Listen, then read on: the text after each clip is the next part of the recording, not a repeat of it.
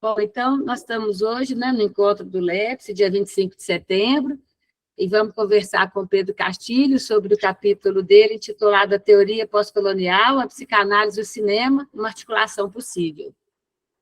Boa tarde, pessoal, tudo bem? Esse Brasil quente, Brasil de primavera, né? Saindo do inverno, entrando na primavera, super quente.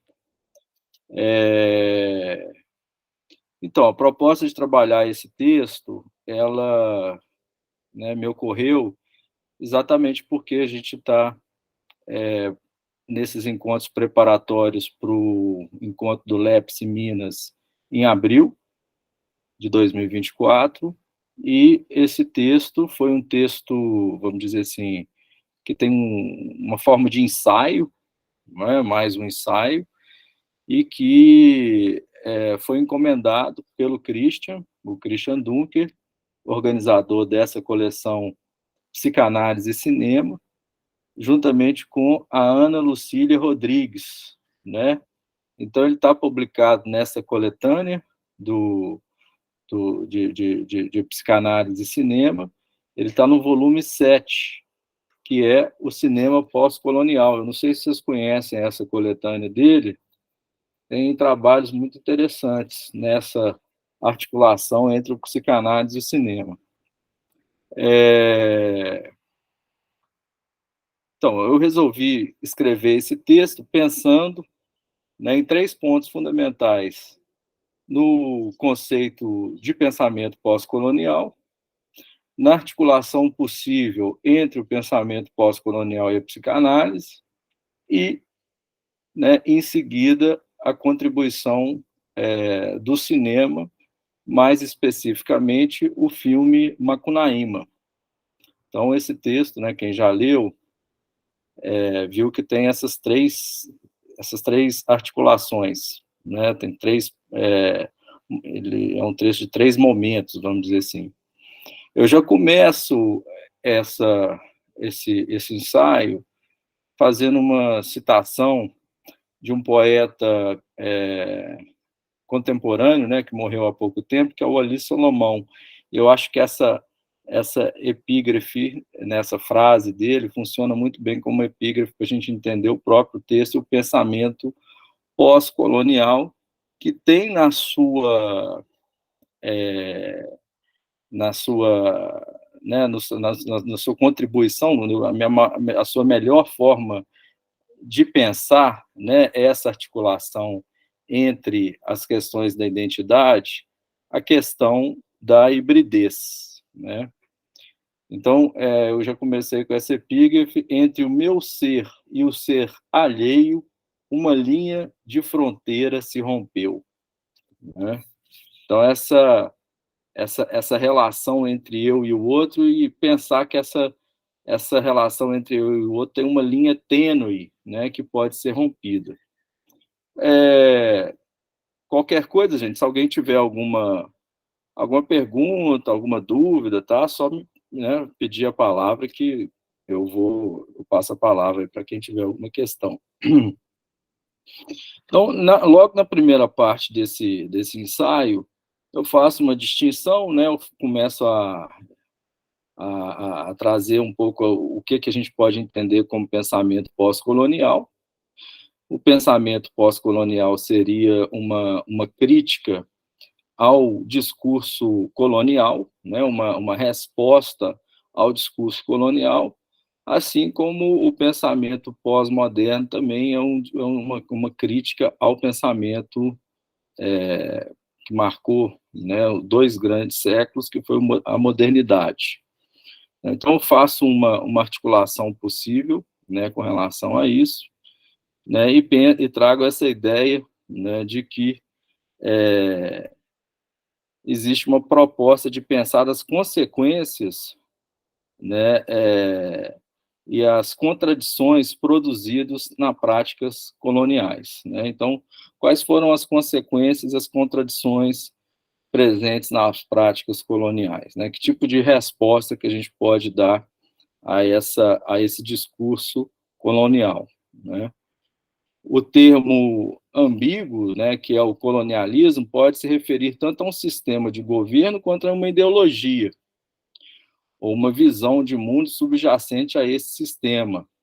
Em geral, o pós-colonialismo representa uma resposta ideológica ao pensamento colonialista, em vez de simplesmente descrever um sistema que vem depois do colonialismo, o termo estudos pós-coloniais pode ser preferido por esse motivo. E o pós-colonialismo examina as relações de poder social e político que sustentam o colonialismo e o neocolonialismo, incluindo as narrativas sociais, políticas, culturais em torno do colonizador e do colonizado. Né? Ele tem como objetivo, vamos dizer assim, desmascarar os hábitos iluministas, né, do homem racional, branco, católico, heteronormativo, e tornou-se um tema poderoso na escrita pós-colonial e também no cinema. Né? A gente tem um tipo de cinema que é intitulado de cinema pós-colonial. Né? A teoria pós-colonial propõe pensar as consequências das contradições e dos sincretismos culturais produzidos pelos processos migratórios dos povos do globo e de produtos culturais no mundo globalizado e conectado, indagando um sujeito racional, fixo e heteronormativo. Então, segundo Stuart Hall, que é um dos grandes estudiosos do pensamento pós-colonial, Stuart Hall ele é de origem da América Central e é um professor na Inglaterra, juntamente com Homi Bhabha, que são os dois grandes pensadores do pensamento decolonial, inclusive que é uma referência importante desse livro do Tamir Ayush, né, a psicanálise e o hibridismo. O Stuart Hall vai defender o pensamento pós-colonial da seguinte forma: o fenômeno pós-colonial é um processo histórico que viu o fim da colonização e o reaparecimento da diáspora colonial para a metrópole. A questão pós-colonial, que é entender como resultado desse fenômeno pessoas com diferentes histórias, diferentes línguas, diferentes culturas, diferentes religiões, diferentes costumes, e como elas podem fazer, né, diante de uma outra sociedade que não é mais uma sociedade dita pura pelo discurso colonizador. Estudos pós-coloniais que tentam desenvolver uma abordagem teórica para essa história e, em seguida, outras consequências históricas a essa questão, libertando do prisma hegemônico eurocêntrico. Então, o pensamento pós-colonial, se a gente for, de certa maneira, diferenciá-lo do pensamento decolonial, o pensamento pós-colonial ele trabalha numa zona híbrida entre o discurso colonial e o discurso pós-colonial. Aquilo que se produziu no encontro com o discurso colonizador. Né? Já o pensamento decolonial já se opõe radicalmente ao pensamento, à influência colonizadora. Então, eu até estava numa banca agora, na sexta-feira, com o professor Paulo Nogueira, ele trouxe um elemento importante, que eu acho que pode funcionar de guia para a gente pensar um pouco isso. Ele estava dizendo que ele tende a compreender mais o pensamento pós-colonial por causa dessa tendência ao hibridismo, enquanto que o pensamento decolonial ele é uma visão totalmente radical, que não trabalha muito essa dimensão dialética produzida entre as questões da colonização e um tipo de cultura que se produziu sendo influenciado por esse discurso colonizador. Então, já pensando como que eu posso entender o pensamento pós-colonial, começa a trabalhar isso com a psicanálise. Para pensar isso com a psicanálise, gente, eu acho que tem um aspecto importante, que é pensar a psicanálise articulada à cultura. Muito mais do que uma psicanálise clínica, eu acho que o pensamento decolonial e o pensamento pós-colonial articulado à psicanálise, eles funcionam muito bem se a gente pensar no campo da cultura. Como que a psicanálise pode interpretar fenômenos de segregação social, fenômenos de racismo, LGBTfobia, e como que ela contribui para compreender esse fenômeno, tendo como referência as teorias de recalque, real, simbólico, discurso, presentes na teoria psicanalítica, né? Então, para começar a fazer essa articulação, eu comecei a trabalhar com Fanon, o texto Pele Negras, Máscaras Brancas, né? E a gente começa a entender como que o Fanon compreende o fenômeno do racismo, levando em consideração essa dimensão da cultura, né? Como que uma cultura que tem como prevalência um discurso colonizador, ela, de certa forma, ela normatiza ou familiariza determinados hábitos, determinados costumes, determinadas formas do sujeito se colocar no mundo e invisibiliza ou, de certa forma, recalca, né, outras formas, como se essas formas não fossem modelos, vamos dizer assim, que preenchem determinadas expectativas de um determinado discurso, né? Então, acho que é a partir daí que a gente pode pensar a psicanálise dentro da cena social, dentro da cena cultural, né? E que tipo de experiência ou formas de manifestações do real que aparecem nessa cultura, tá? Então, aí a gente vai ver como que eu entendo essas formas de manifestações do real presentes na cultura. Questões relacionadas ao racismo, à LGBTfobia, às questões migratórias, né? Vários fenômenos ali de agressividade, de intolerância, onde a questão do encontro com a alteridade ela não passa, vamos dizer assim, de uma maneira natural, de uma maneira aceitável, no campo do reconhecimento, né? Para isso, trabalhei, então, para pensar o pensamento pós-colonial articulado à psicanálise, temos que voltar a Frantz Fanon, né, que é um autor martiniquês, que escreveu Pele Negra, Máscara Branca na Universidade de Lyon, era o trabalho final dele de medicina, e nesse trabalho ele apresentou para a defesa da banca, inclusive foi um trabalho que foi recusado, pediram para ele fazer um outro trabalho depois, é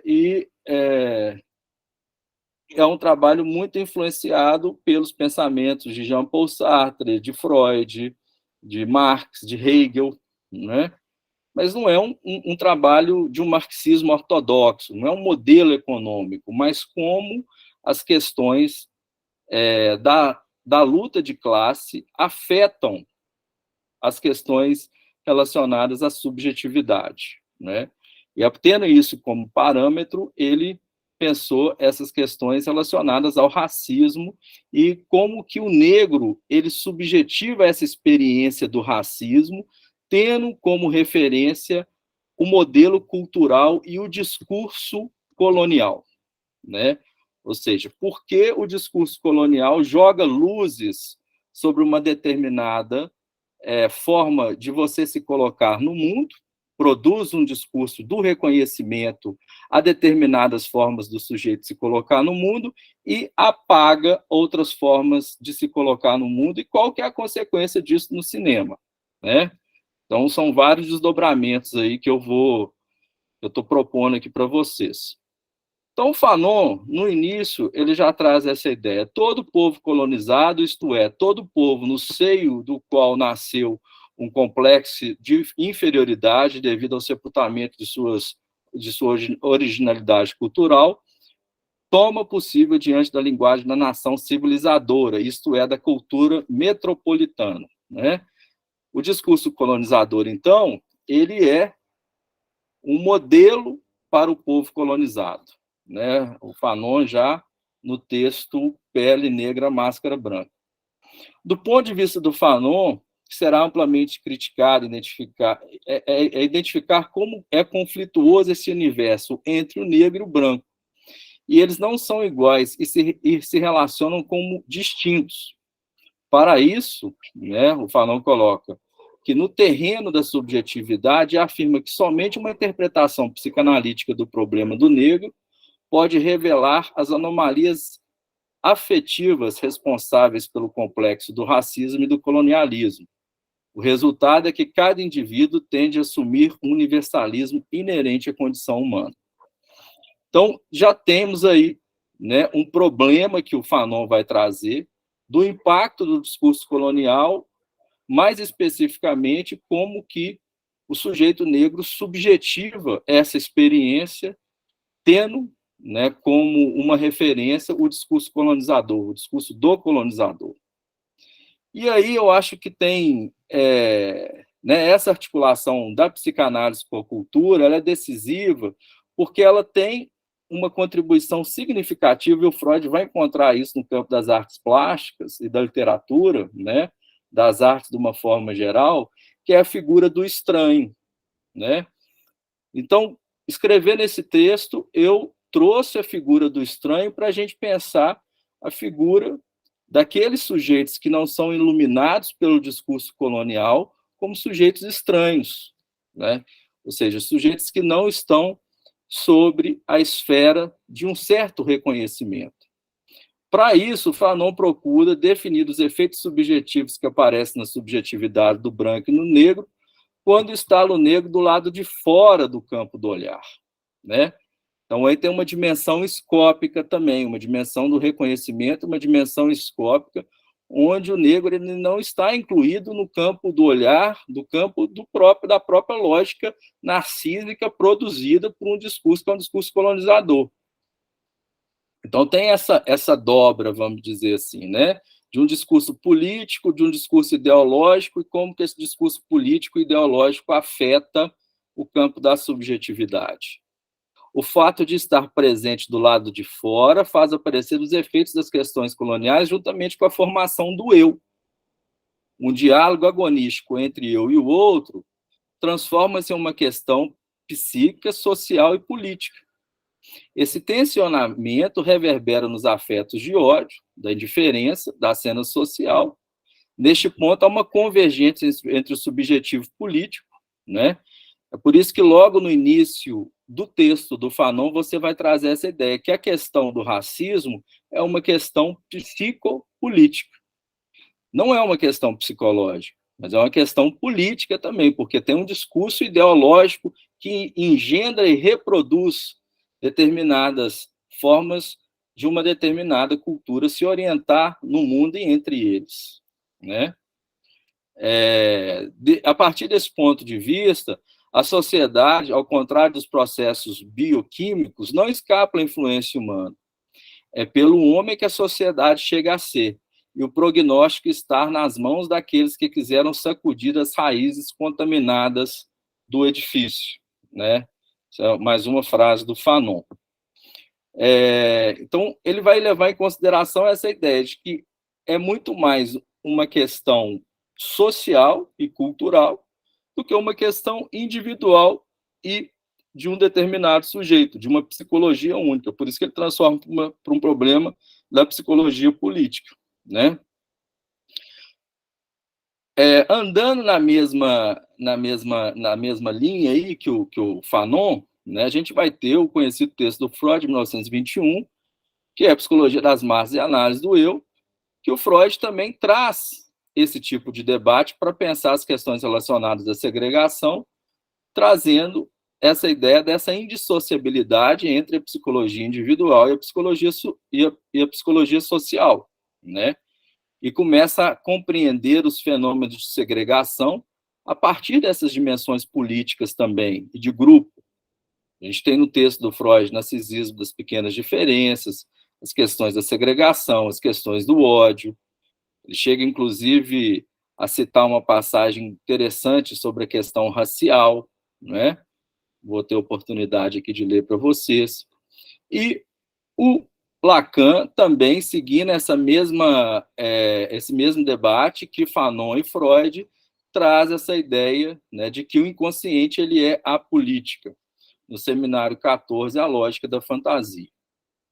Então, a partir desse ponto de vista, né, o que resta de a gente pensar? Que o vínculo social, desde o início, é uma experiência marcada pela irredutibilidade da noção de conflito e esta aplicação da ferramenta psicanalítica à teoria social que estrutura o racismo e a relação pós-colonial histórica.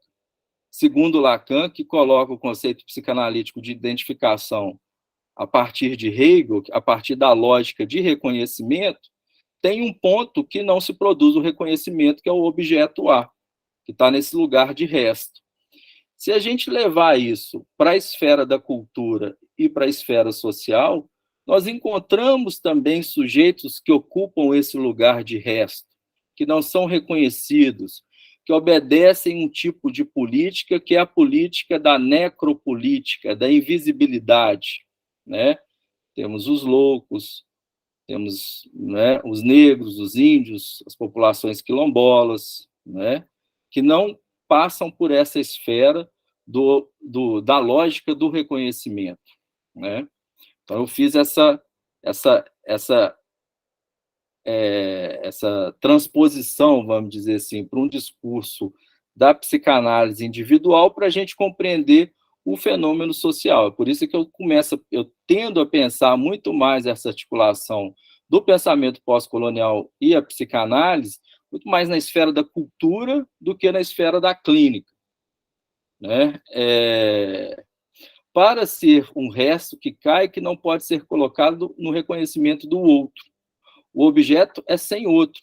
Desse ponto de vista, né, esses sujeitos que não são reconhecidos pelo discurso colonizador, eles, né, são sujeitos que estão na posição de abjetos, né? Essa posição de resto, essa posição de abjeto, que não traz na esfera social, pública e política uma lógica do reconhecimento que traga uma inserção de discursos e práticas discursivas. Daí a gente tem que pensar também o lugar do psicanalista, né, diante desses conflitos da colonização, do discurso colonial, e que tipo de trabalho o psicanalista pode oferecer que vai diferenciar-se, por exemplo, de um sociólogo, de um educador, né? Como que e que tipo, qual que é um certo direcionamento que nós vamos ter, né? Inclusive para escutar esses sujeitos. Que tipo de escuta nós podemos ter? Que tipo de fenômeno que se produz com relação a isso, né? Que diz desse interstício, dessa hibridez entre o discurso do colonizador e daquele sujeito que está na posição de resto, de abjeto. Lacan, com a teoria do reconhecimento, né, ele propõe essa questão, né, de que existe um ponto que não se reconhece, que é o objeto A, e o Freud, né, ele abre para esse debate sobre a questão do objeto A partir das questões relacionadas ao estranho, aquilo que é estranho e familiar, né, e que, de certa forma, também não produz um certo reconhecimento. Então, é a partir daí que eu levo, né, essa ideia de estranho e familiar para a gente pensar as questões relacionadas ao racismo, à LGBTfobia, às outras formas de segregação, né? Questão do louco, a invisibilidade do louco, ao adolescente em conflito com a lei, né? Que causam uma certa estranheza para a cultura, né? Principalmente a cultura que tem esse discurso colonizador, né? Então, faço um longo trabalho sobre esse texto do Freud, Das Unheimlich, né, que foi traduzido agora recentemente por O Infamiliar. Inclusive, acabou de terminar uma exposição minha lá na FAI, o FMG, fazer uma propaganda aqui, que também trabalha esse tema, essa questão do estranho familiar, né, exposição de artes plásticas, e a gente começa a pensar, então, né, a partir do texto freudiano, né? Como que a gente pode pensar a construção da subjetividade no negro diante do branco que produz efeitos de estranhamentos com relação a esse negro, né, e outras formas de invisibilização. O que ocorre é a figura do negro colonizado, que os cenários de dominação colonial exigem uma relação consigo mesmo e um alto desempenho escrito pelo colonizador que produz nele a condição internamente dividida de despersonalização e estranhamento absoluto. Essas duas definições aqui, quem dá foi Fanon, né? Sentimentos de despersonalização e estranhamento absoluto. O diagrama do corpo, no qual Fanon vê uma estruturação definitiva do eu e o mundo, necessário ao sentir de si mesmo, porque se instala entre o meu corpo e o mundo uma dialética eficaz e fragmentada. E o Fanon diz que o sujeito negro ele não é reconhecido, ele não tem um reconhecimento, ele não está sobre o olhar do outro, né? Não tem um reconhecimento escópico, imaginário, que toca nessa composição narcísica que envolve essa dialética entre eu e o outro. Ele está na posição de abjeto, Fanon diz. Nessa linha, né, eu começo a fazer um outro momento da apresentação do texto, que é essa transposição para as questões cinematográficas.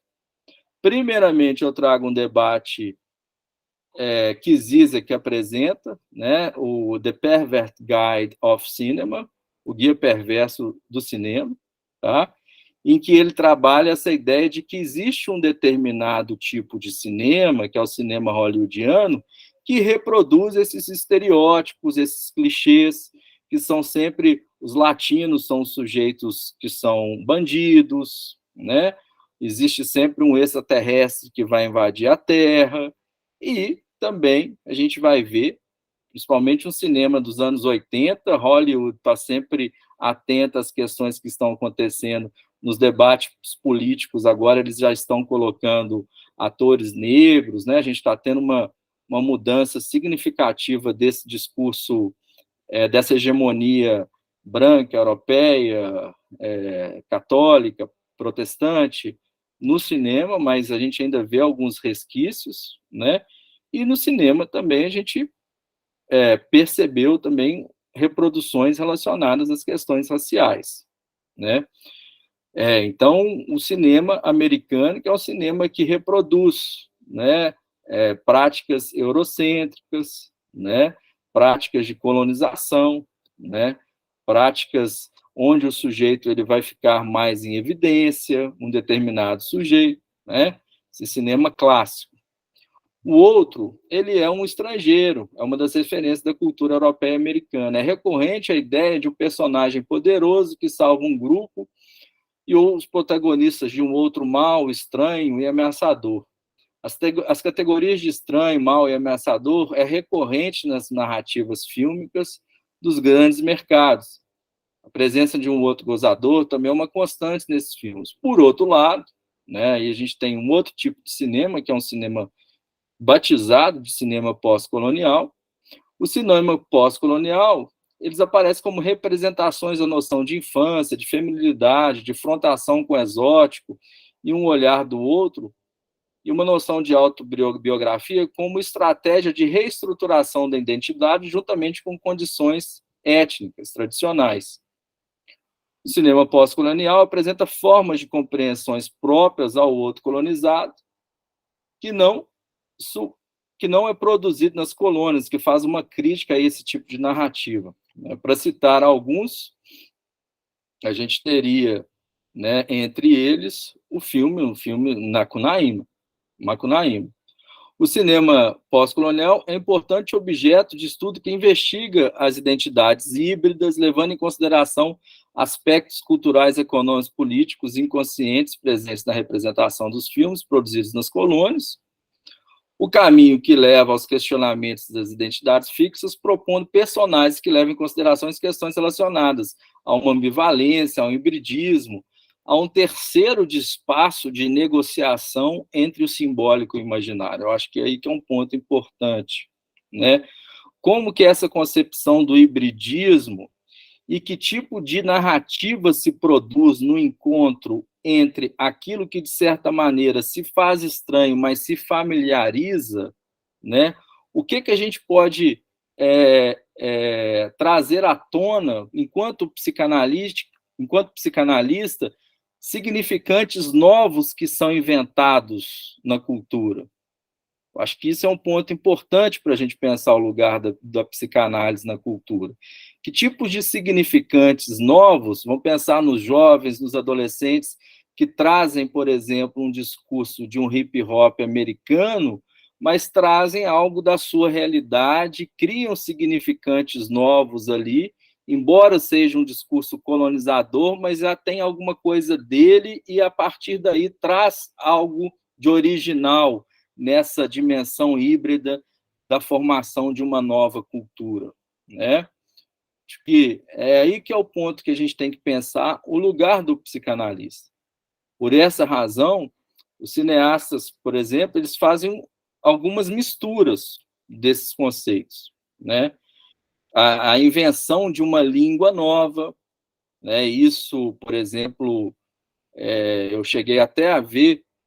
Agora, alguns meses atrás, eu estava na França e cheguei a ver alguns adolescentes que inventavam uma língua nova lá, embora, assim, França, colonizadora e tudo, né, eu cheguei a perceber isso, alguns adolescentes que estavam inventando uma língua nova, mas não eram adolescentes brancos, eram adolescentes negros na periferia de Paris, né?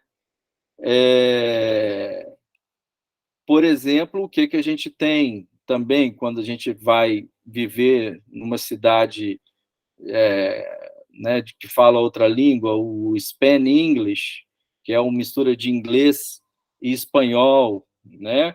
A mistura do português com inglês, o Cockney, que é um acento, um sotaque também que tem na língua inglesa, né? Uma outra... Então, assim, ver que tipos de invenções linguísticas se produzem nesse encontro entre o discurso colonizador e o discurso colonizado. A questão da contemporaneidade, ela é analisada, então, né, levando em consideração essa dimensão do hibridismo e da fluidez, que o Tamir trabalha bastante essa questão da hibridez, né, e a gente vai pensar isso muito mais do ponto de vista da cultura, por isso que eu estou chamando a atenção para essa questão da psicanálise articulada da cultura, e a partir daí a gente tem como referência o filme Macunaíma, né, que eu separei aqui 5 passagens importantes para a gente pensar esse filme. O filme Macunaíma, quando Macunaíma nasceu, ele não falava, ele disse a primeira frase aos 6 anos de idade: ai, que preguiça. Segundo ponto, Macunaíma era um índio que nasceu preto retinto, entra debaixo de uma fonte de água mágica e fica branco. Terceiro ponto, a família entra em um pau de arara e vai parar na cidade grande. Quarto ponto, em um dado momento, quando já se está vivendo na cidade, Macunaíma veste de forma comparável ao movimento hippie e um movimento que existe na moda, né, que é o movimento hippie. E o quinto ponto, no final, Macunaíma morre devorado por uma sereia amazônica. Então, Macunaíma representa, daí esse debate com o cinema brasileiro agora, né, o brasileiro do norte, do nordeste, que acaba sendo seduzido pelos hábitos da metrópole a se adaptar a uma lógica colonial. Ele representa bem esse sujeito, mas sempre nessa perspectiva híbrida, né? Como Caetano traz no livro Verdade Tropical, o Brasil é absurdo, mas não é surdo. O Macunaíma representa essa dimensão absurda da cultura brasileira, né? Então, a questão da identidade é algo que é recorrente, que caracteriza esse fenômeno do Macunaíma, né? Uma certa errância, um sujeito fragmentado, que traz essa dimensão da hibridez na obra e que é um debate extremamente atual. Se a gente for levar em consideração esse discurso que eu também tendo a pensar, gente, que o pensamento Foucaultiano, articulado ao discurso do colonizador, né, que que o Foucault vai chamar de biopoder, ele é uma luz importante para a gente compreender como que determinados comportamentos que atendem essa lógica do biopoder e se reproduzem a partir desse discurso do biopoder, travestido de um discurso colonizador, né? E, ao mesmo tempo, aqueles sujeitos que não se adequam a esse lugar, a esse discurso do biopoder, né? Estão fora dessa lógica do biopoder, ou seja, estão mais aí da dimensão de uma invisibilidade, de um apagamento, ou até de uma outra política, que é a política da morte, não a política da vida, mas a política da morte, mas que, de certa maneira, nós, psicanalistas, para pensar a cultura, devemos estar atentos a essas formas de invenção que se mesclam entre o discurso do biopoder e aquilo que é do colonizado, né? Essa dimensão híbrida, né? Nesse ponto é que eu penso que o discurso pós-colonial se diferencia do decolonial, porque o pós-colonial aposta mais nessa hibridez. Acho que é alguma coisa que a gente pode debater aqui também, para compreender um pouco mais isso. Assim, eu quis apresentar rápido o texto, porque eu entendi que vocês todos leram o texto e vamos conversar agora um pouco a respeito, né, do que vocês leram, o que vocês escutaram aí. Ok, obrigada, Pedro. Vou parar aqui de gravar, tá? Não, a gente está mantendo, não? Tudo, porque não tem mais. Vai manter? Lembra que a gente combinou que talvez não seja necessário, porque a gente está debatendo textos teóricos, não estamos trabalhando caso clínico. Tá. Não, é porque realmente eu paguei essa informação, mas então está mantido agora, aí, está gravando. Agora já foi, não? Não, tá, eu ainda não tinha... Dá para recuperar? Então continua, né? Ok. Bom, gostei muito, viu, Pedro?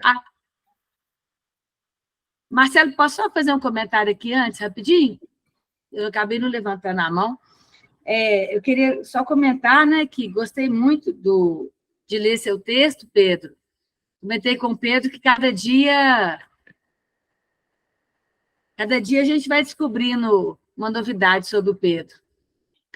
Eu também vou descobrindo sobre mim mesmo. Isso mesmo. E gostei muito, assim,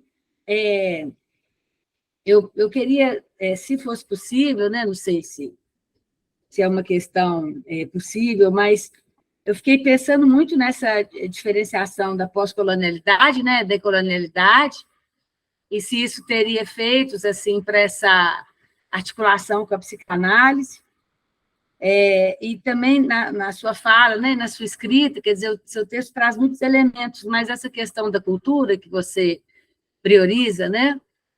Não, talvez não priorizar não seja o melhor termo, mas que você coloca luzes, né? E coloca questões, às vezes, em relação a uma abordagem mais clínica, mas que eu fiquei pensando que, nesse tratando de psicanálise, acho que as duas questões são muito fortes, né? Porque a escuta também desse colonizado, vamos dizer assim, é um viés fundamental, né? Dessa hibridez.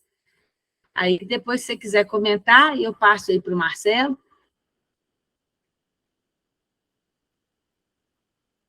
Mônica, a gente trabalhou primeiro, né, no primeiro encontro, esse texto do Tamir, né, hibridez e psicanálise. E eu acho que tem, aí eu não sei também, que eu não sou um profundo conhecedor da obra do Tamir, mas eu acho que tem muito esse debate sobre a questão da hibridez, que é um discurso que se aproxima muito mais da questão do pensamento pós-colonial do que do pensamento decolonial, até onde eu consigo entender também, que é uma coisa que a gente está aqui fazendo esse grupo justamente para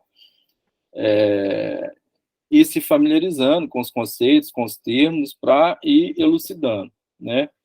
Mas até onde eu consegui compreender, e como que a psicanálise pode pensar essa articulação com a cultura, eu acho que é nesse espaço híbrido, né? Nesse entrelugar, vamos dizer assim, que se produz num espaço de um discurso do colonizador com o colonizado e algo novo parece que se cria, né? E é aí que eu penso que a gente tem que direcionar a nossa escuta.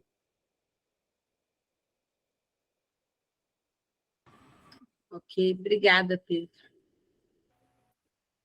Marcelo? O Pedro, Pois não, Pedro. gente, eu entendo diferentemente a questão pós-colonial da decolonial, inclusive no sentido de que o decolonial avança ao pós-colonial. A pós-colonial foi demarcado ali, sobretudo na década de 70 até 90, 2000, em que se trabalhava uma possibilidade de desvinculação desse colonialismo intelectual, étnico, artístico, estético, etc., que a gente tinha em relação à colônia, e o decolonial vem de decalcar isso. É como se os povos subalternizados pudessem produzir algo novo a partir de suas próprias referências.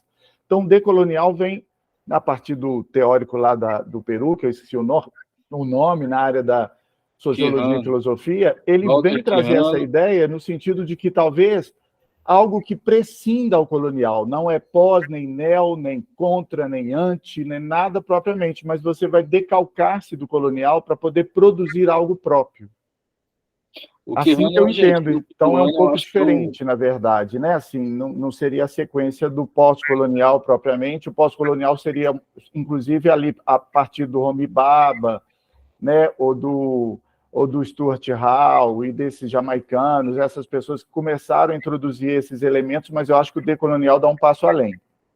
Agora, Pedro... Não, Marcelo, eu acho que dá esse passo além, mas o que eu estou querendo entender é como, né? Pois é, o como é o nosso problema e a pergunta que eu tenho para nos fazer aqui. Pedro, eu acho que eu li o seu melhor texto. Você está de parabéns. Eu acho que esse texto está muito azeitado. Ele é muito agradável de ler.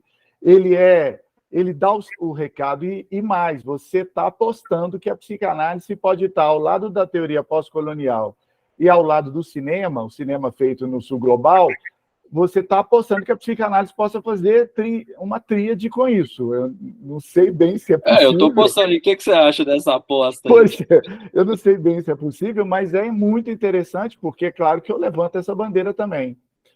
Mas a gente... E um pouco também, Marcelo, eu acho que é importante a gente pensar muito mais a psicanálise articulada à cultura, sabe? Então, tem uma diferenciação com relação a isso. Mas, no fundo, ela nunca foi...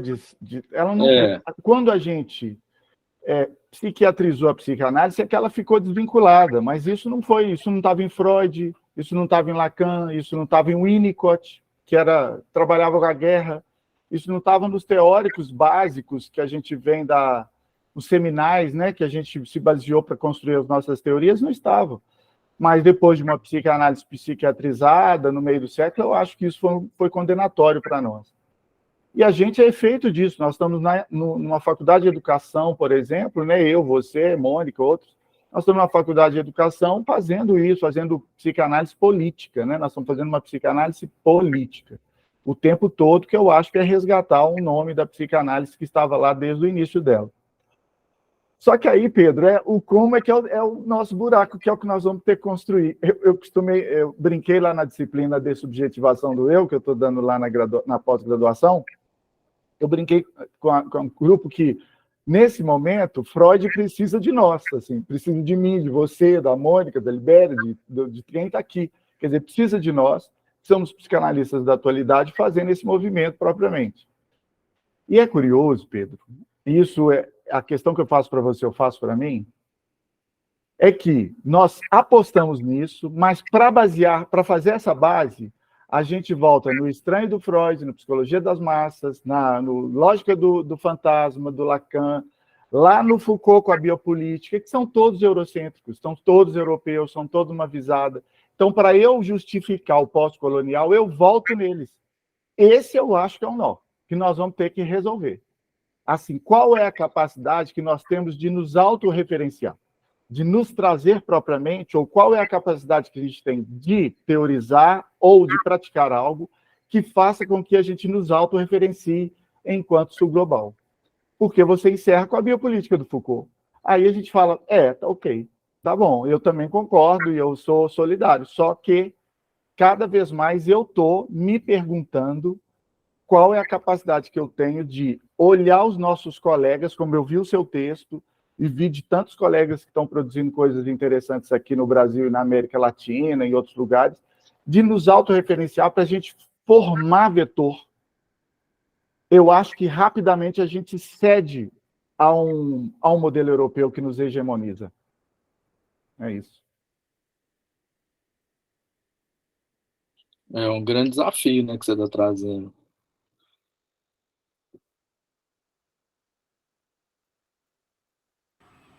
Libéria. Não sei se Pedro vai comentar mais ou pode passar para a Libéria. Não, assim, eu acho que o Marcelo tem razão. A nossa formação, ela é, né, a universidade, de certa forma, ela é muito europeia, a psicanálise é europeia, né? A gente pensar nessa articulação de pensamento decolonial e psicanálise, talvez a gente teria que até mudar o nome da psicanálise mesmo, né? A psicanálise, ela é herdeira de um discurso moderno, e então é um problema que a gente tem. Pedro, só um comentário pequeno. Eu lendo Maffesoli estava dizendo sobre os teóricos brasileiros, ele tem muito contato aqui no Brasil, né? Ele é um sociólogo francês. Inclusive, ele já esteve na FAI, a gente já trouxe ele aqui lá nos anos 90, quando eu era mestrando. E aí, o Maffesoli disse assim, olha, eu acho que tem uma questão com os brasileiros, com os intelectuais brasileiros, é que eles são mais modernos que nós europeus. Eles estão mais presos à modernidade europeia do que nós, europeus, estamos.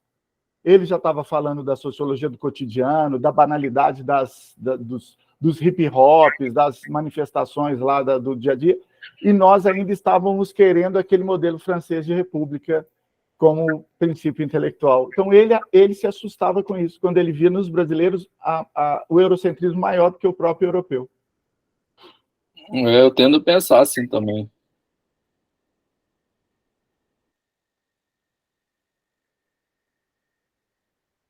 Libéria? Oi, vocês estão me ouvindo? Eu estou numa internet ruim aqui na FAI. Pedro, querido, obrigadíssimo pelo texto, adorei também ler, muito palatável, né, de tratar de conceitos tão complexos, assim, um texto muito, muito bom. Bom, eu acho que eu estou aqui no miolo, como todos estão, mais ou menos no mesmo miolo, né, e não achando que você vai ter as respostas para as nossas questões, né, mas você foi o disparador aí para a gente. Então, quando você põe aqui que o pós-colonialismo compreende os aspectos subjetivos que diluem a fronteira entre o eu e a alteridade, produzindo algo novo e indo mais além do narcisismo, né? Eu fico pensando se o pensamento decolonial já não é um algo novo, né? No sentido, não sei se avança ou se avança, deixa de avançar, mas se já não produz algo novo, uma vez que é uma produção mais do sul para o sul, né? Fico pensando se esse algo novo na psicanálise seria uma psicanálise feita e transmitida pelo povo preto, sabe? Pelo povo subalternizado, assim. Será que o nosso algo novo vai vir daí, né? E fico pensando que algo novo que é esse na educação. Que essa perspectiva já nos aponta, porque esse algo novo está na arte, fato.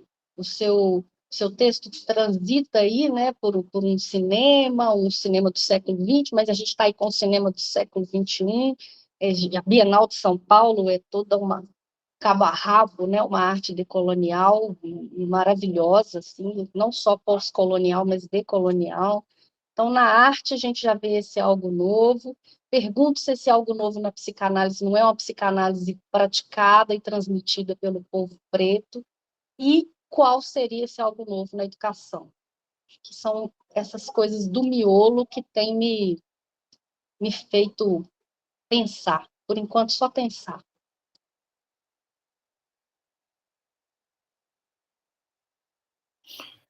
Então, eu acho que essa questão do novo, eu entendo a partir do pensamento pós-colonial, a partir desse conceito de híbrido. Mas eu sendo honesto, eu não tenho conhecimento suficiente do pensamento decolonial para tentar pensar o que seria o novo no pensamento decolonial.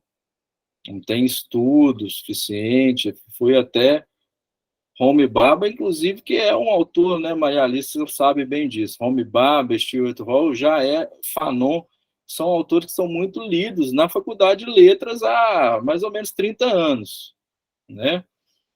Então, eu fui até aí, né, para pensar essa questão do novo e essa questão do hibridismo do pensamento decolonial. Acho que inclusive, a gente deveria estudar para receber o Tamir e ver como que ele vai responder essas questões. A questão do campo da educação, Libéria, se a gente pensa a educação como política, né, aí a gente pode articular a educação com a cultura. Né? A educação, ela é cultura, ela é produção de cultura, ela é produção de subjetividade, e aí, né, a gente nada de braçada, né?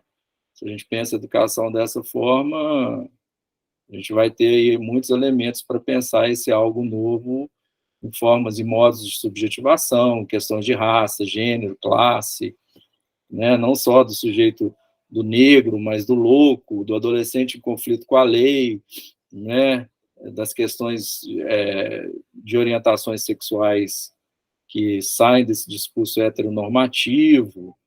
Então, a gente, assim, eu acho que tem que, de certa forma, nos colocar como psicanalista na cultura, né? Esse lado do psicanalista cidadão, é ver o que tem de invenção, o que tem de criação. E isso passa por recursos linguísticos e modos de subjetivação que resistem a essa questão relacionada ao biopoder, né? Então, é o que eu penso aí, como que isso pode nos orientar.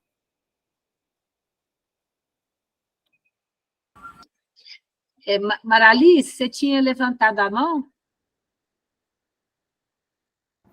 Eu fui levantando, abaixando aqui, porque Libéria, de certa forma, já disse o que eu estava em mente, mas é porque o Pedro trouxe a questão do cinema, né? O cinema, eu vejo o cinema muito como uma forma de ver essas respostas, né? Até senti falta de depois o Pedro desenvolver, que foi um texto tão bom, né? Ele parou no Macunaíma, eu pensei, e o cinema de hoje, né? Sendo produzido aí aqui no Cone Sul, sobretudo no Brasil, aí eu fiquei pensando, até nesse que foi o maior sucesso agora, o Marte 1, totalmente, né? Produzido aqui por negros e tal, e fiquei pensando assim, o que é mais decolonial, ainda está muito na referência, algumas coisas como Bacurau, por exemplo, estaria muito na referência norte-americana, meio ao contrário. Não sei, eu comecei a pensar, né, nos filmes que a gente tem visto agora como produção, e eles trazem ideias também para essa atuação, né, do psicanalista também, não sei. Sempre deixam o que pensar, não sei o que você acha, Pedro. Não, tem uma cena do Bacurau que ela não me sai da cabeça. Não sei se é a mesma da cena que vocês acham também. Mas quando os americanos estão lá, e aí os paulistas, os cariocas, chegam e falam assim, não, mas nós somos como vocês, nós somos colonizados, e nós chegamos aqui, mas nós somos europeus. Vocês sabem que nós somos europeus, nós não somos como eles, né? Aí, eu acho essa cena fantástica. Oi? É bem irônico, tem... Eu acho essa cena fantástica, porque aí os americanos olham e falam assim, não, mas tipo, né, que eles são colocados como nazistas, né? Falam assim, não, mas vocês não são como nós, né? E aí eu acho que até matam um lá na hora, né? Então, essa coisa, principalmente... Olha o lábio dela. esse lábio aí. Já começa a descrever, né, as características do rosto, né? Olha como é que ela é, olha esse nariz, né? Como assim, você não é como a gente?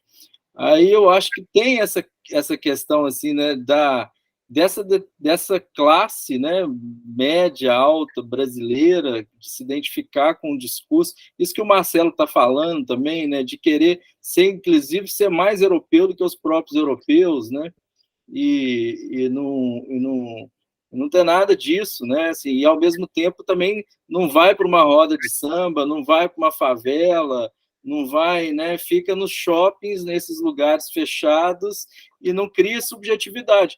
Mas aí o que a gente tem? Estudando um pouco João Bosco, né, que tem como é que chama aquele filho do João Bosco lá, sei lá o que, Bosco, ele tem um trabalho interessante que ele fala que o samba talvez seja esse ponto de encontro, talvez se você pensar essa hibridez, levando em consideração as manifestações culturais, Francisco Bosco, obrigado, ele talvez seja o ponto de encontro entre essas diferentes culturas que, de certa forma, são hierarquizadas, mas que trazem na roda de samba, trazem determinados espaços, algo que se produz que é híbrido e que, de certa forma, horizontaliza, né? Então, acho que ele tem esse trabalho, esse livro dele é interessante nesse sentido.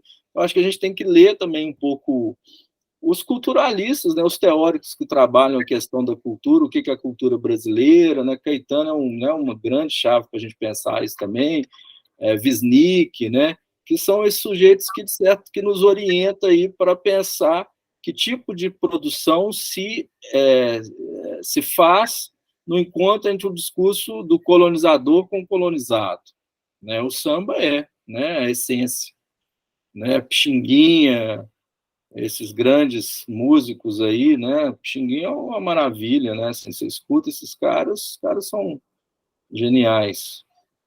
Mais uma vez, a gente cai na cultura, cai na arte, né?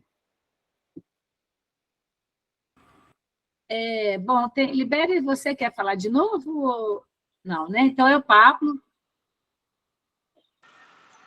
Oi, gente, boa noite. Boa noite, Pablo. Desculpa não abrir. Tudo bom, Mônica? Desculpa não abrir a câmera, não estou em casa, mas a discussão me fez recordar uma exposição que está atualmente no CCBB, do Walter Firmo. Ele traz são fotografias em que ele... Assim, é uma coisa que realmente faz com que a gente reflita, porque ele traz a fotografia como um direito do olhar, né? Um direito da autoinscrição. E aí, dentre as reflexões que a gente encontra lá, inclusive algumas norteadas por Frantz Fanon, eles nos questionam, né, os curadores. A fotografia é um direito de olhar.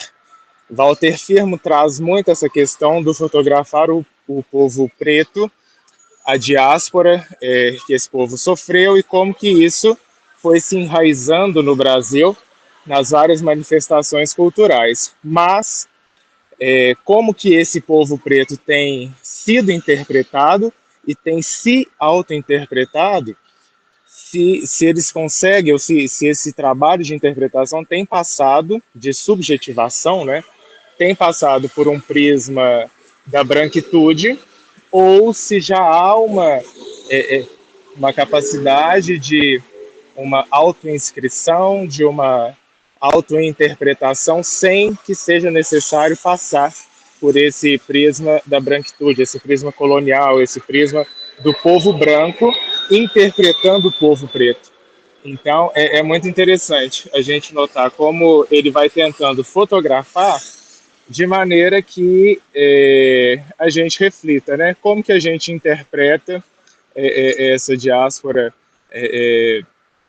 que nós observamos no Brasil? Será que a gente já consegue ver isso para além de um olhar da branquitude? Ou será que a gente passa pelo branco para interpretar o preto? Vai muito disso, né, que Marcelo disse, sobre a gente quer falar de decolonialidade, mas a gente precisa recorrer à colônia, né? A colônia que nos dá subsídios. Então, eu achei interessante a reflexão e vale a pena visitar a exposição, porque está muito boa.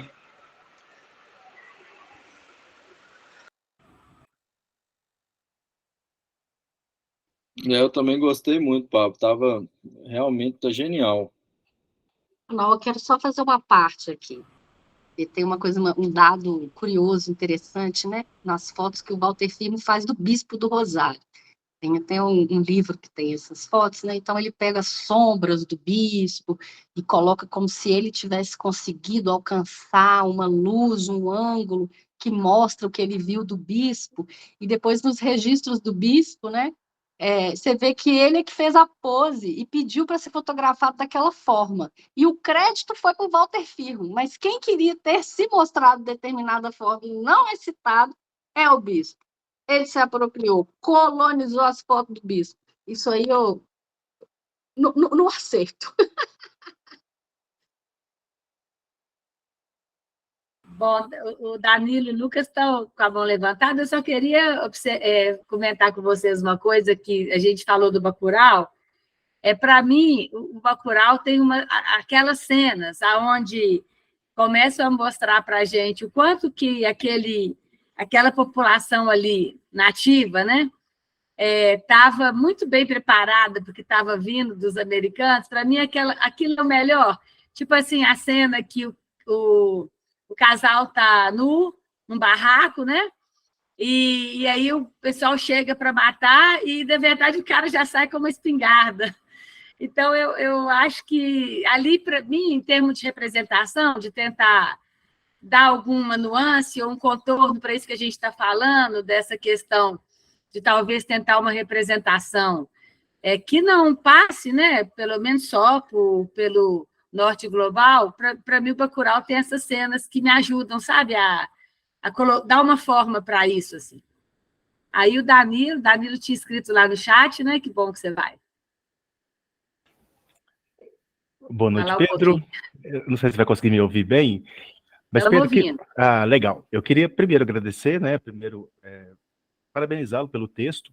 Acho que estou muito feliz, assim, quando você introduz a questão do Heilish, por exemplo, e pensando que, embora seja estética, está mais próximo dessa estética mais kantiana, no sentido de vai além das formas estéticas da arte, né? O Infamiliar ele traz uma noção que vai além da arte. Então, lidar com a questão da alteridade com o Halish é muito bom, assim. Então, parabéns mesmo. Assim, eu acho que a arte, você abre caminhos no seu texto, isso é muito legal ao final, assim, para pensar a arte. E aí, eu coloquei no chat, né, tudo bem, eu citei o Wittgenstein da questão da escada, quando ele fala que às vezes a gente subiu tanto numa escada que é necessário que a gente deixe ela para trás e comece a andar sozinho após subir. E aí eu coloco ali uma certa alusão, que eu falo, olha, a gente já subiu tanto na escada desses conceitos que a gente tem dois caminhos possíveis agora. Ou a gente desce da escada e pelos recursos próprios começamos a construir uma própria escada conceitual, ou a gente aproveita a escada que a gente subiu, a gente joga ela fora e começa a andar de cima do muro, né? E eu estou falando isso porque eu estudei muito tempo o Álvaro Vieira Pinto e ele passa por essa questão também em determinado momento, quando ele vai escrever Consciencialidade Racional, e uma das questões que ele faz, e eu acho que dá uma abertura de pensar, justamente ele escreve um texto, ele se propõe esse desafio sem fazer referência. E ele começa o texto dizendo que ele escreveria um texto de mais ou menos 1.500 páginas, sem referenciar, porque ele está fazendo tal como um antigo filósofo fez, que era uma meditação, né? Eu acho que tem um quê aí de subversão nesse aspecto, de trazermos, assim, meditações, sabemos o lugar que a gente está, tem lugar que vai pedir a referência o tempo inteiro para a gente, essa cobrança o tempo todo, mas saber que há uma certa subversão também, às vezes, perceber o quanto a gente andou e a referência, ela vai estar lá, mas a gente não precisa explicitá-la porque ela faz parte de algo maior. Talvez isso seja parte da escada que a gente joga ela fora, né? Ou senão a gente constrói uma própria escada. Então é isso sim, aproveitando essa provocação que foi feita.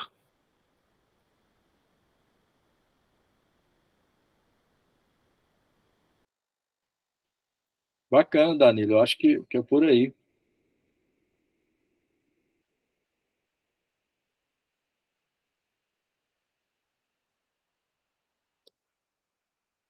o próprio academicismo, né, o texto acadêmico, ele é colonial. Então, se a gente for... A própria escrita,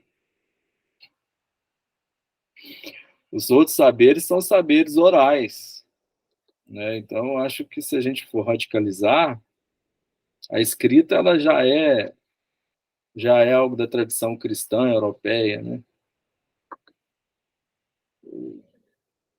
Mas tem muitas aberturas, né? Libéria, com relação à educação, ela vai falar da educação como possibilidade de novidade, etc. Eu acho que alguém tinha levantado a mão antes de mim, não sei, eu estou falando aqui sem saber. Acho que o Lucas. Tá, depois eu comento. Ô, Marcelo, continue, imagine, pode continuar o Não, encadeamento. porque a ideia era simples. Eu acho que nós estamos privilegiados numa faculdade de educação, né, Libéria? Eu tenho várias ressalvas à nossa faculdade de educação, mas a gente está privilegiado em ter um laboratório de possibilidades novas. A gente tem cultura indígena, intercultural lá dentro, nós temos os quilombolas, a gente tem o pessoal das ações afirmativas, dos movimentos sociais, das formas pretas de existência, enfim, a gente está com um caldeirão laboratorial dentro da faculdade de educação que a gente pode muito aproveitar isso. O curioso é isso chegar na pós-graduação e a gente conseguir bancá-la. Eu lembro de uma vez que a gente discutiu com Luiz Alberto, falecido recentemente, um querido que lutou por todas essas coisas na Faculdade de Educação, sociólogo. Ele estava gerindo um trabalho para pensar sobre como a pós-graduação estaria associada a todas essas mudanças. E eu lembro de uma das coisas que eu falei para ele, é que, olha, nós estamos dando porta de entrada, mas não estamos dando porta de saída. A gente consegue botar todo mundo para dentro, os indígenas, os quilombolas, o MST, o pessoal da terra, etc., mas a gente não está dando porta de saída, porque na porta de saída eles precisam fazer uma tese acadêmica durinha, igual um europeu do passado. Aí eu fico pensando assim, não tem sentido, Luiz Alberto, então a gente talvez vai ter que colocar, a CAPES vai ter que entender que uma tese indígena, ela é totalmente diferente dessa tese acadêmica que a gente foi coordenado para fazê-la. Quer dizer, talvez tenha que falar da cosmovisão indígena, talvez tenha que produzir muito mais artistagem do que propriamente um texto acadêmico convencional. Quer dizer, qual é a nossa potência para poder mudar as portas de saída do sistema acadêmico, que eu acho que nos falta ainda para que a gente possa alcançar isso, a meu ver.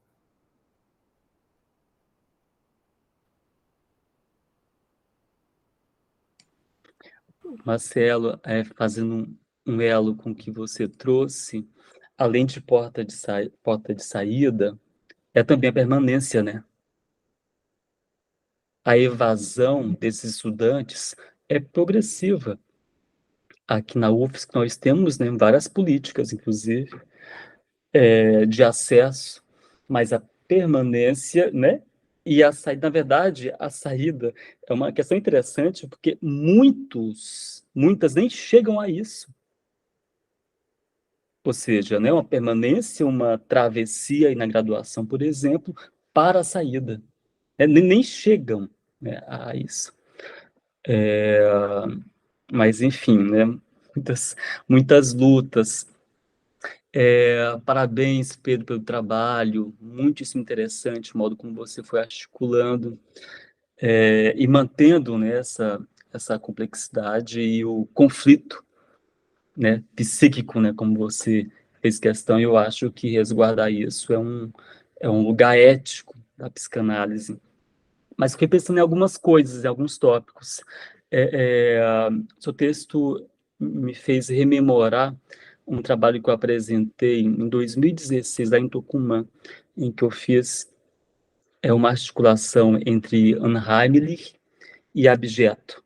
Eu fiz uma discussão entre Judith Butler e Freud para pensar a violência contra sujeitos LGBTQIA+. E, no tempo, eu estava fazendo mestrado com o Marcos André, e aí tem um texto dele sobre a inquietante estranheza que eu acho interessantíssimo, que me ajudou bastante a pensar a respeito. E ele coloca, né, que Unheimlich estaria entre o recalque e o real. Né, porque o Heimlich, já na particular Heimlich, sem o an, O Heimlich, como se coloca também, né, já abriga o familiar e o estranho.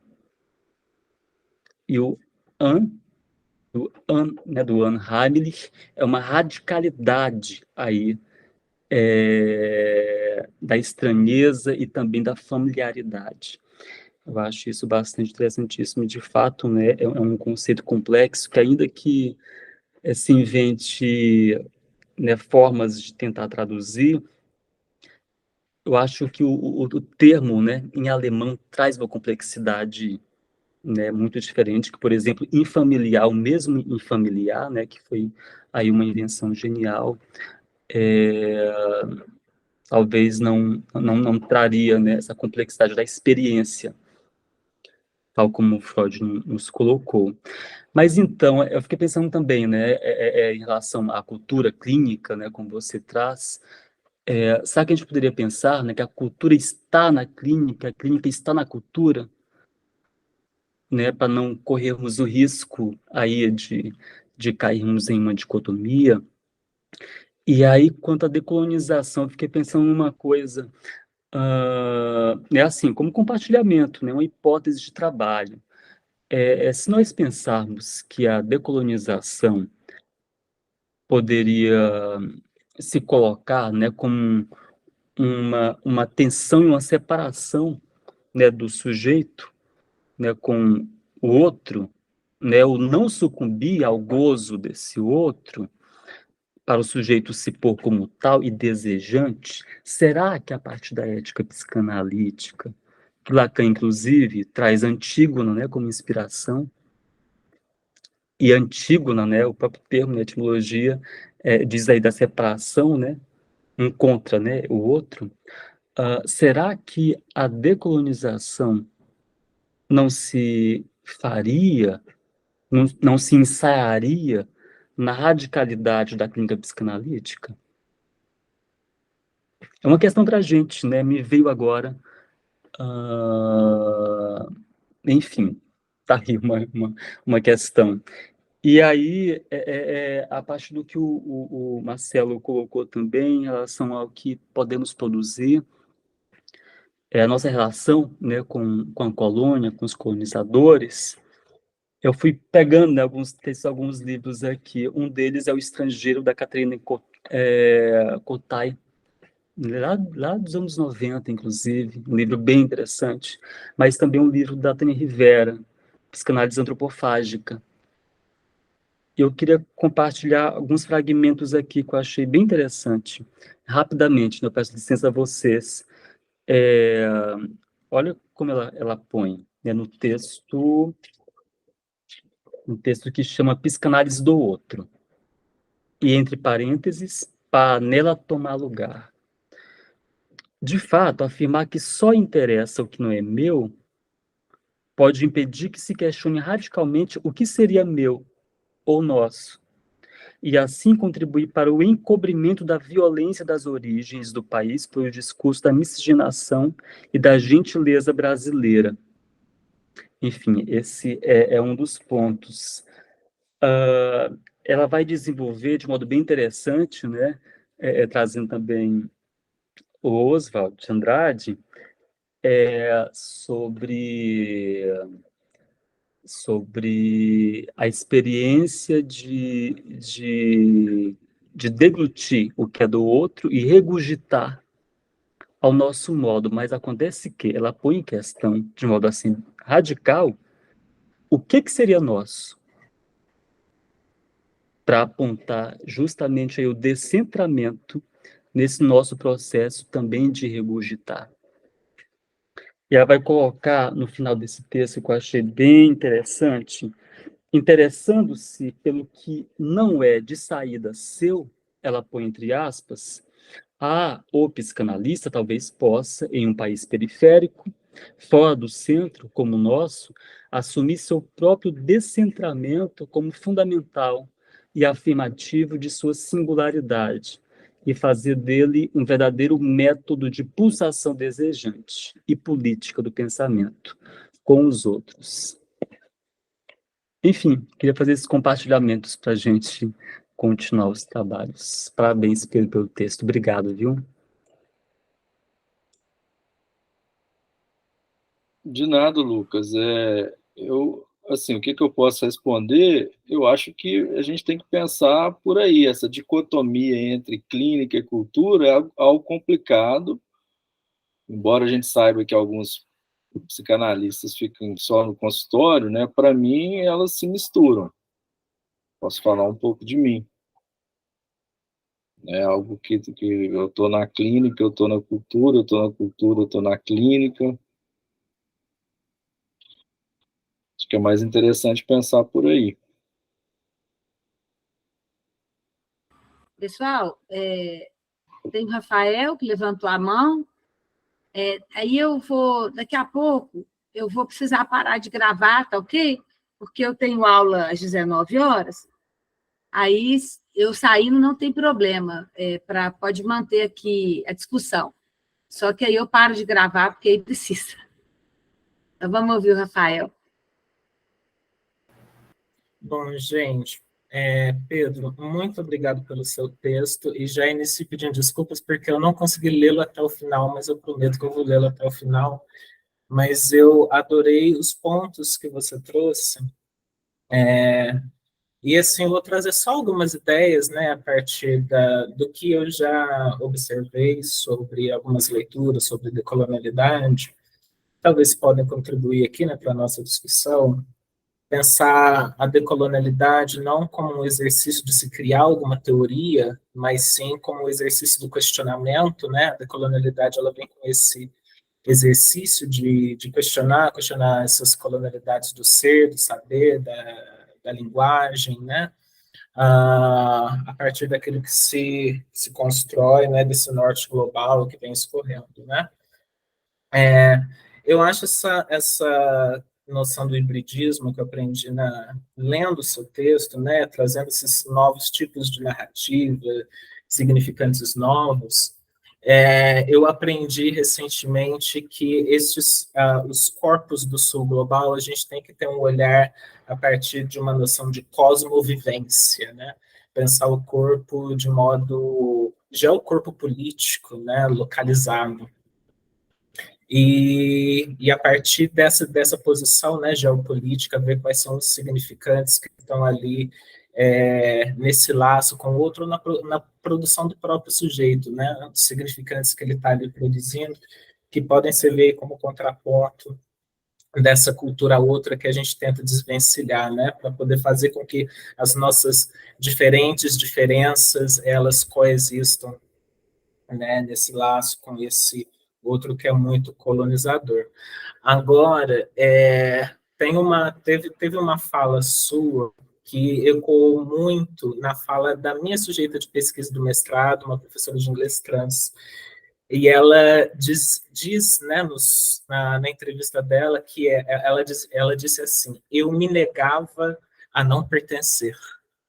E essa fala, assim, ecoou muito na medida que você foi falando, né, foi construindo essa ideia desse outro na posição, desse sujeito na posição de resto, né.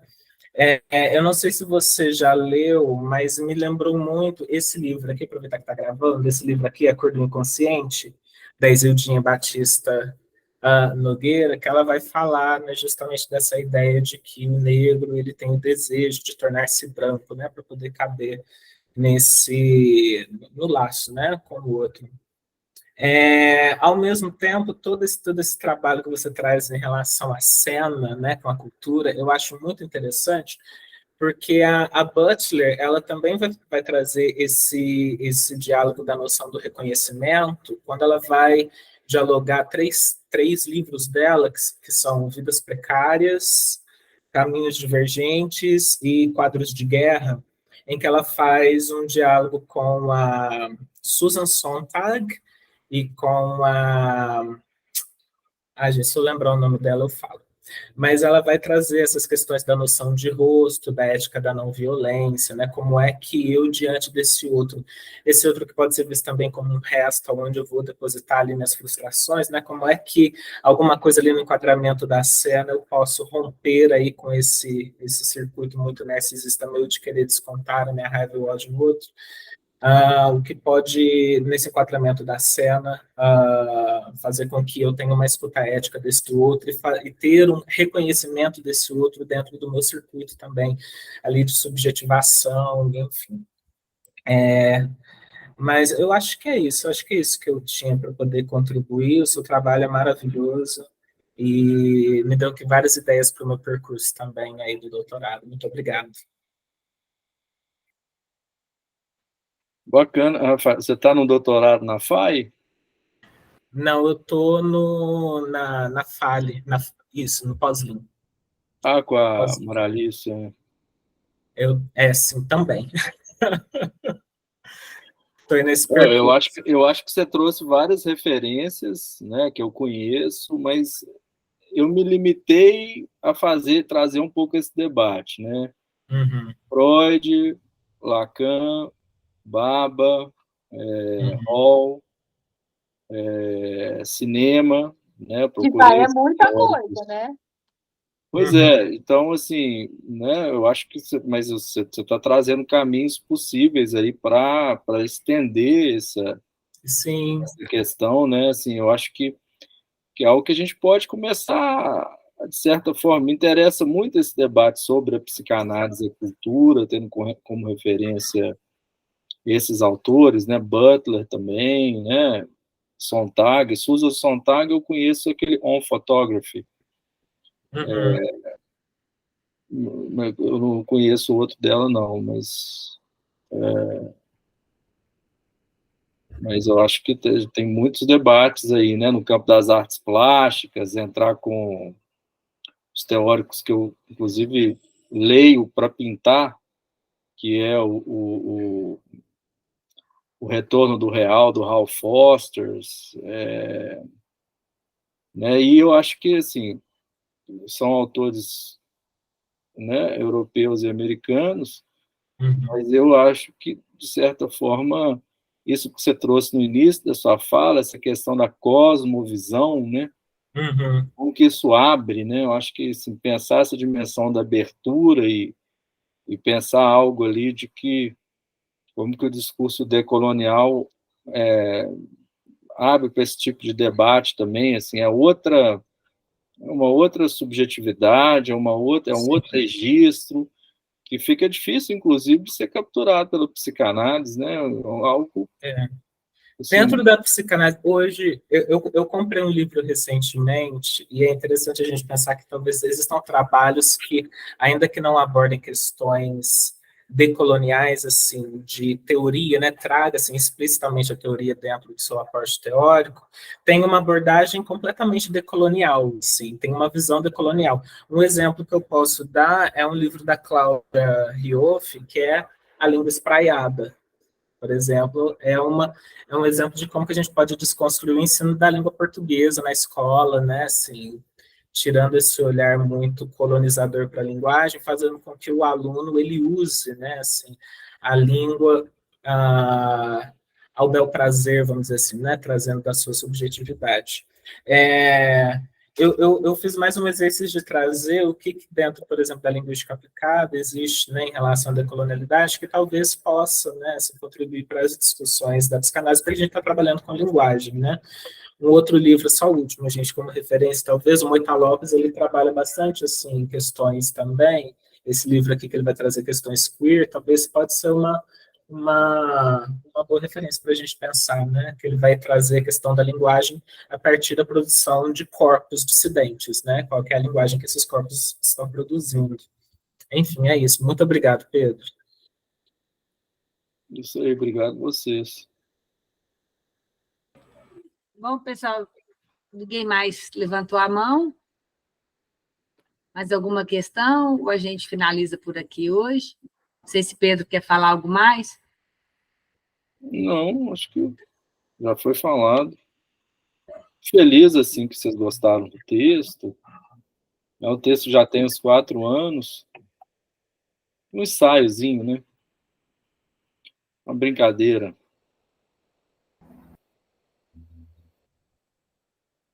Gostei muito de brincar com você hoje. Obrigada. Você sabe que eu quero brincar com você muito. Brincadeira já é decolonial. Vamos, eu acho que a Mônica está precisando terminar a gravação e terminar, porque vai lanchar, né, Mônica, antes de dar aula, senão... Na verdade, eu posso parar a gravação e vocês continuam, né? Mas vocês gostariam de continuar ou a gente finaliza por aqui?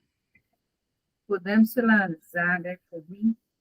Eu coloquei aqui no chat o nosso próximo encontro, né? Que vai ser na última segunda de outubro. O texto de referência é Ocupação Antirracista e Decolonial do Espaço Psicanalítico. Quer dizer, são vários textos, né? Tem texto da Andréa Guerra, tem texto da Tânia Rivera, Psicanálise a Favor da Identidade. E aí, talvez, provavelmente, seja aquela forma coletiva, né? Que a Libéria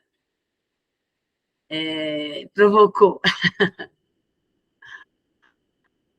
A gente podia tentar trazer a Tânia para conversar com a gente, não? Pois seria ótimo. Lucas, tem contato dela, Lucas? Tenho. Seria muito bom, inclusive. Bora tentar, Lucas? Vamos. A gente fazer uma proposta de data, né? Lógico, eu posso fazer contato com ela diretamente. Seria o encontro de outubro, né? O último... Assim, a princípio, mas pode ser outra data também. Mas ela dia 30, né? Para o evento também, né? Ela está no evento. Sim, sim. Vamos pensar nisso. Eu acho que seria uma oportunidade bem interessante, gente. Esse livro dela, né? Esse último livro dela é interessantíssimo. Assim, ela é uma que tem a coragem de se pôr em questão de um modo bem fecundo. Qual que é o livro mesmo, Lucas? Qual que é o livro? O livro é Psicanálise Antropofágica, Identidade, Gênero, Arte. Esse aqui. Tem vários textos dela publicados. Gente, eu vou nessa. Boa tarde, boa semana. Então tá, pessoal. Boa tarde para vocês. Até a próxima. Tchau. Vou parar aqui a gravação.